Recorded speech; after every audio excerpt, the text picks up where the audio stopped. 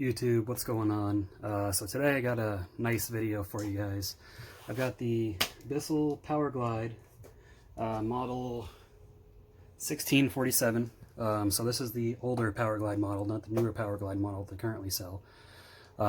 This thing was pretty trash when I got it. It still worked, but it was just covered in dust. I'm going to show a before and after shot at, after this part, and then I'll show you the restoration process. The reason I got the pet hair eraser out is because, let me show you guys.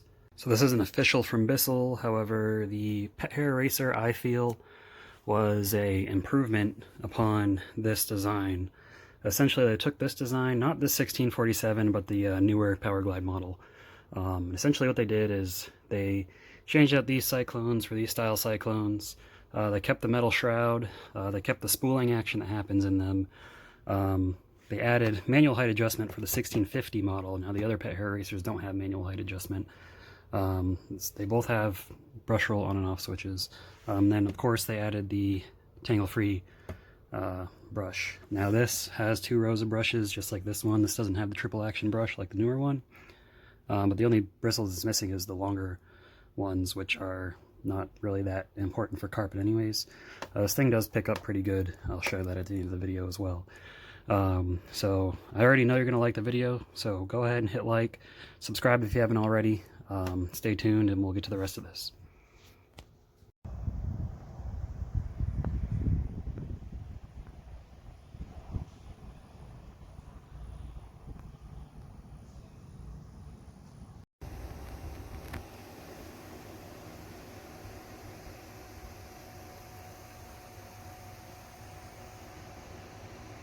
I picked this Bissell Powerglide Pet model, I think 1647.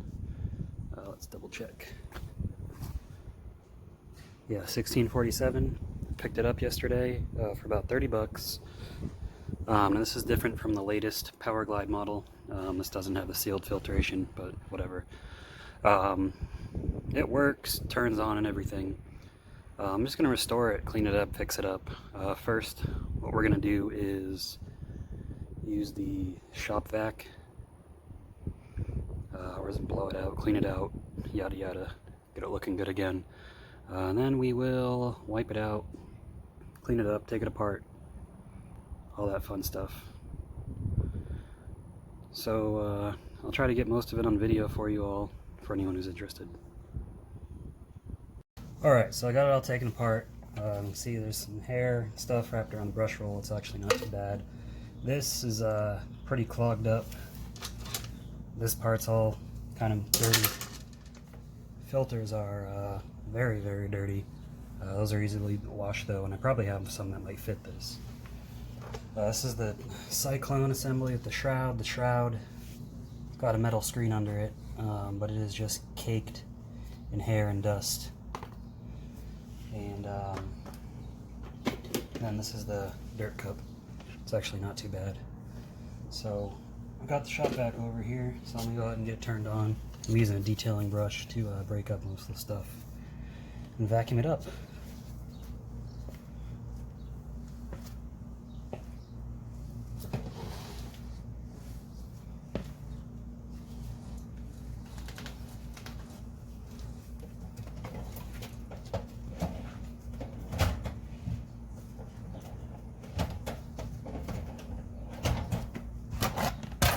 Trying to find one of my tools here. There it is. All right.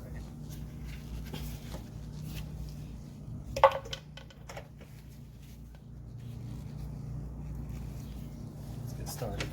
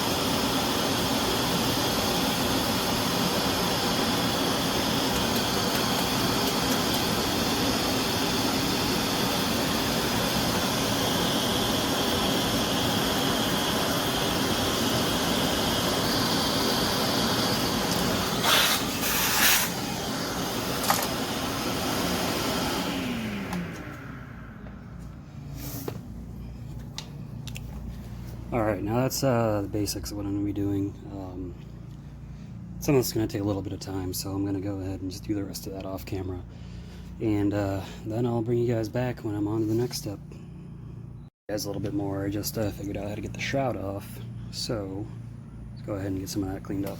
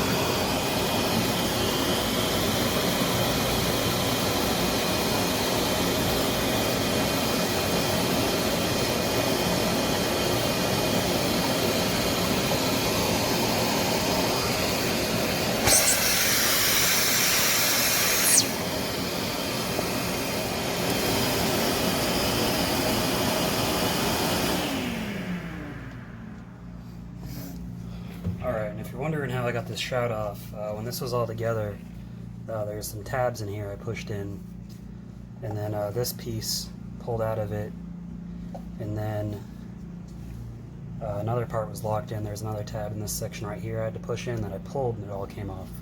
And then as you saw, I removed the screws. So I'm going to get this thing a little bit more deep cleaned off camera, and again I'll bring you guys back in the next step. And there we go, that's the shroud done. A lot cleaner.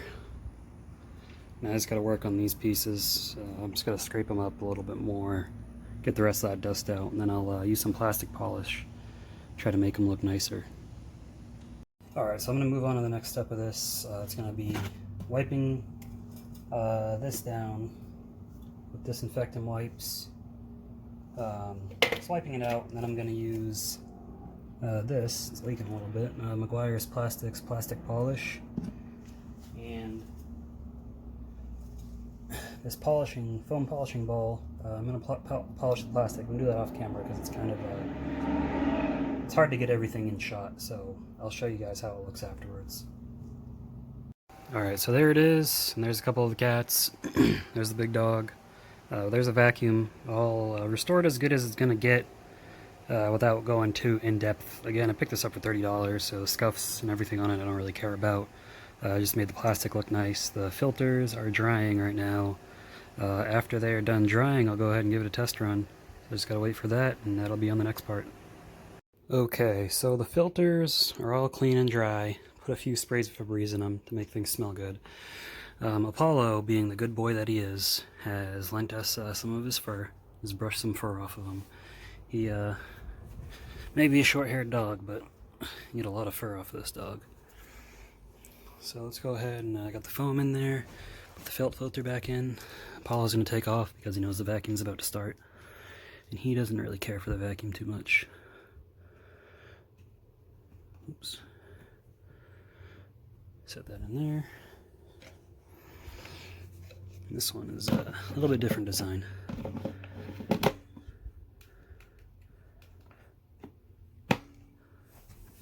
Make sure it's locked in.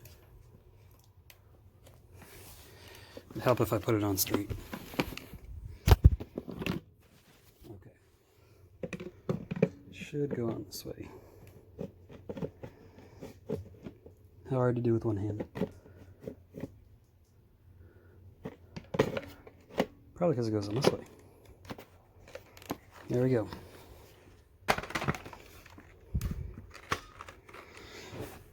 Let's fire it up.